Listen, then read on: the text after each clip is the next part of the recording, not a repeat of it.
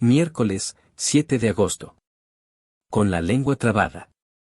Bienvenidos a la lectura de la lección de escuela sabática y los comentarios del espíritu de profecía. Lee Marcos 7:31 al 37.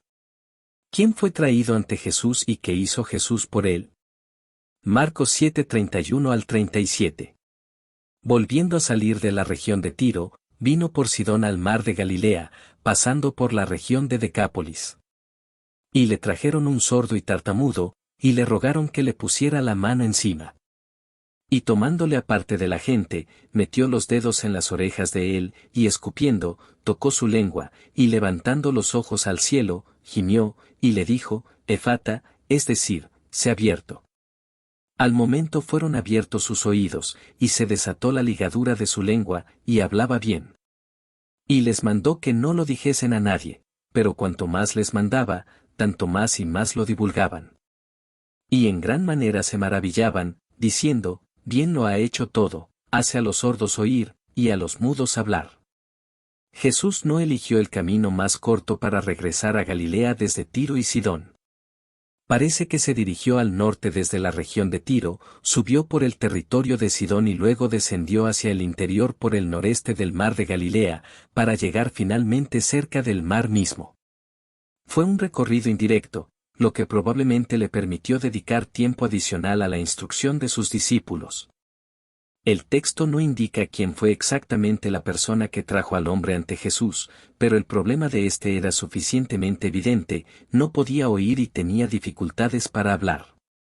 La pérdida de la audición aísla a las personas de su entorno, mientras que la sordera profunda puede hacer que resulte desafiante para una persona aprender a hablar.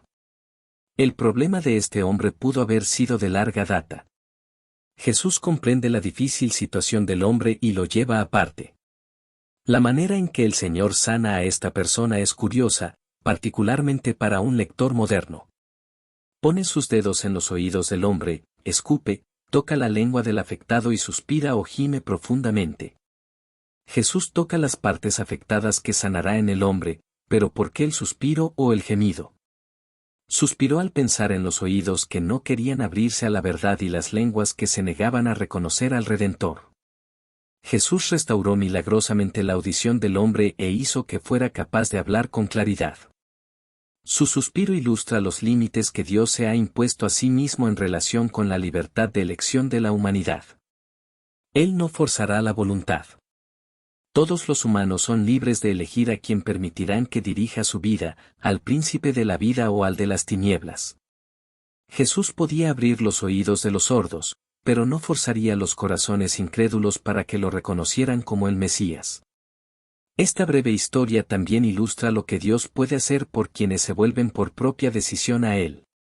Tal vez hayas experimentado reticencia a compartir tu fe, sintiendo que tu lengua estaba atada en cuanto a lo que debías decir.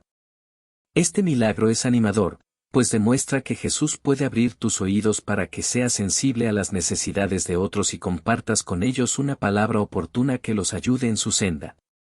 ¿Qué estás haciendo con los dones de la audición y del habla? En verdad son dones que has recibido. ¿Cómo los estás usando? Comentarios del espíritu de profecía. En la región de Decápolis era donde los endemoniados de Gadara habían sido sanados. Allí la gente, alarmada por la destrucción de los cerdos, había obligado a Jesús a apartarse de entre ella.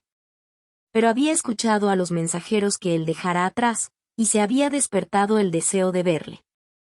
Cuando Jesús volvió a esa región, se reunió una muchedumbre en derredor de él y le trajeron a un hombre sordo y tartamudo. Jesús no sanó a ese hombre, como era su costumbre, por una sola palabra. Apartándole de la muchedumbre, puso sus dedos en sus oídos y tocó su lengua. Mirando al cielo, suspiró al pensar en los oídos que no querían abrirse a la verdad, en las lenguas que se negaban a reconocer al Redentor.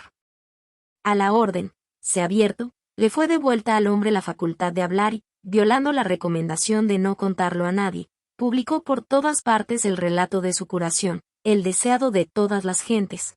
Página 371. Los siervos de Cristo deben testificar por su jefe con el poder del Espíritu Santo. El intenso deseo con el cual el Salvador anheló salvar a los pecadores debe caracterizar todos sus esfuerzos. La misericordiosa invitación, hecha primero por el Salvador, debe ser repetida por voces humanas, y resonar en todo el mundo, y el que quiere, tome del agua de la vida de balde. Apocalipsis 22:17. La Iglesia debe decir, ven. Todas las energías de la Iglesia deben ser movilizadas al servicio de Cristo. Los discípulos de Jesús deben unirse con el fin de realizar un esfuerzo enérgico para llamar la atención del mundo hacia las profecías de la palabra de Dios, que se están cumpliendo rápidamente. La incredulidad y el espiritismo están adquiriendo sobre el mundo un dominio cada vez mayor. Permanecerán ahora también fríos e incrédulos los que recibieron gran luz. Testimonios para la Iglesia, tomo 9, página 43. Aquel cuyo corazón está resuelto a servir a Dios encontrará oportunidades para testificar en su favor. Las dificultades serán impotentes para detener al que esté resuelto a buscar primero el reino de Dios y su justicia. Por el poder adquirido en la oración y el estudio de la palabra, buscará la virtud y abandonará el vicio.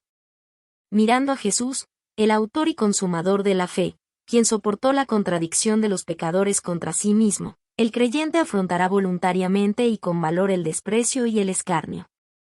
Aquel cuya palabra es verdad promete ayuda y gracias suficientes para toda circunstancia. Sus brazos eternos rodean al alma que se vuelve a él en busca de ayuda. Podemos reposar confiadamente en su solicitud, diciendo, en el día que temo, yo en ti confío. Salmo 56:3. Dios cumplirá su promesa con todo aquel que deposite su confianza en él. Por su propio ejemplo el Salvador ha demostrado que sus seguidores pueden estar en el mundo y con todo, no ser del mundo. No vino para participar de sus ilusorios placeres, sino para hacer la voluntad de su Padre, para buscar y salvar a los perdidos. Con este propósito, el cristiano puede permanecer sin contaminación en cualquier circunstancia. No importa su situación o condición, sea exaltada o humilde, manifestará el poder de la religión verdadera en el fiel cumplimiento del deber. Los Hechos de los Apóstoles, páginas 372 y 373. Gracias por acompañarnos en el estudio de la lección de este día. Esta es una producción del Ministerio Mensaje Adventista. Síguenos en nuestras redes sociales y comparte nuestras publicaciones para que el mensaje pueda llegar a más personas. Te deseamos un feliz día. Que Dios te bendiga.